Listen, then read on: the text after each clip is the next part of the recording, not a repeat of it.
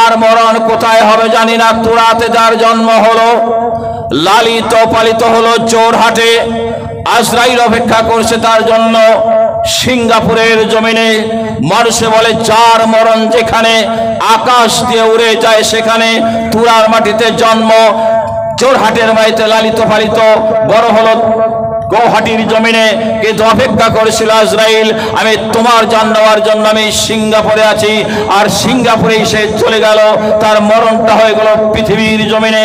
আমি এত মানুষের ইয়া দেখিনি, একটা মানুষের মৃত্যুতে এত লক্ষ লক্ষ মানুষ বেরিয়ে আসে আমি আমার জীবনে দেখিনি। আমার মনে হয় সবাই আমার সহিত একমত। কিন্তু মনে রাখবেন আল্লাহর নবী বলেছেন নয়, আল্লাহ পাক বলেছেন যে মানুষের মরণ যেখানে 1 সেকেন্ড কম বেশি হবে না।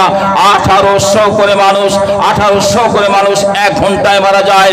যত মানুষ মারা যাবে 205 কোটি মুসলমান পৃথিবীর জমিনে, অন্তত শুক্রবার হলো 24 ঘন্টার মধ্যে কোনো মানুষ মারা গেলে তার কবর যাওয়া হবে না, এটাই ফাইনাল।